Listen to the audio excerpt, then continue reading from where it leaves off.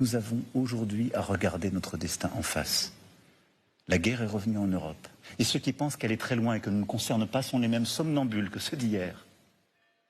Ceux qui pensent qu'on peut être libre en étant faible, ceux qui pensent qu'on peut être libre en continuant de vivre comme s'il n'y avait pas la guerre et un monde de prédateurs à nos portes, sont ceux qui, de fait, et ils n'auront peut-être pas à en répondre, mais préparent la défaite de demain. Au fond, c'est ceux qui ont décidé d'être déjà soumis. La leçon du 17 août, c'est cela. Si nous voulons être libres, n'oublions jamais les sacrifices qu'il y a derrière cette liberté. Et n'oublions jamais que c'est notre responsabilité aujourd'hui, dans ce monde imprévisible, plus dangereux, fait de tant de prédateurs, de tout faire pour que la France n'ait jamais à subir ce qu'elle a alors subi. Nous préparer, nous armer, être une nation à la force morale qui ne mettra jamais un genou au sol, et le faire en Européens, nous qui depuis maintenant plus de 7 décennies avons réussi à conjurer ces guerres civiles qui nous divisaient.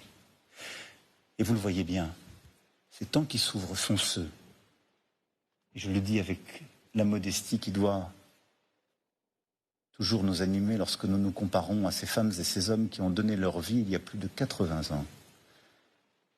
Mais nous devons nous rappeler dans ces moments que nos devoirs sont à mettre en premier. Et nos devoirs, c'est de garder notre pays libre, souverain, indépendant et fort. C'est cela leur leçon, c'est ce que nous leur devons. Et c'est ce que nous ferons. Attendez, il n'y a que moi qui est mal à l'aise là. Je suis vraiment mal à l'aise parce que j'en ai vu du jeu d'acteur, mais alors là, le niveau du gars, oh putain, on dirait Megan Fox dans Transformers 2, le gars, quoi. Non, mais le gars est une catastrophe. Quand il prend son petit air dramatique comme ça, oh là là là là là là. Alors, Manu, juste un truc. Nous, on n'est pas en guerre. La Russie ne menace pas la France. Tu auras beau raconter ta merde à tout le monde, comme d'habitude. Il y a quelques décérébrés qui vont tomber dans le message de ce débile. Mais ça s'arrêtera là, en fait. C'est-à-dire que la bande de décérébrés qui croit aujourd'hui que la Russie est une menace pour la France, bon, on vous laisse dans votre déni. Si ça vous amuse de vous réveiller tous les matins en gobant les insalubrités d'Emmanuel Macron, qui a encore que 2 ans à vivre en tant que président de la République de toute façon.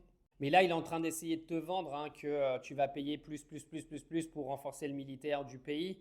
Il te raconte absolument n'importe quoi. C'est une propagande qu'il fait depuis bien trop longtemps pour pourquoi pas en plus rentrer en guerre d'ici 2027 pour pouvoir rester au pouvoir comme son copain Volodymyr Zelensky.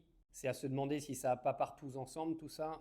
Mais c'est quand même drôle de dirigeants pro-européens qui ont vendu la souveraineté de notre pays, qui ont vendu l'intégralité de l'économie de notre pays, de venir nous dire aujourd'hui que la France doit être forte. Non, mais il y a tellement en fait de contradictions dans tout ce qu'ils racontent, c'est-à-dire que la France s'est affaiblie sur le plan économique et sur le plan militaire depuis qu'on a créé cette Union européenne, qu'on se le dise, qui sert absolument à rien à part contrôler la masse de plus en plus. Mais ils viennent faire leur grand discours, en plus avec un jeu d'acteur qui est absolument catastrophique parce que le gars est tellement nul en acting que ça se voit à 10 000 km et qu'il en est vraiment gênant. Mais Macron, t'as encore cru que la population, ils allaient tomber là-dedans. Et vraiment. Alors moi, je veux bien que les gens soient un peu débiles parfois, mais alors là, au point d'aller tomber dans un jeu d'acteur pareil, abuse pas, quoi.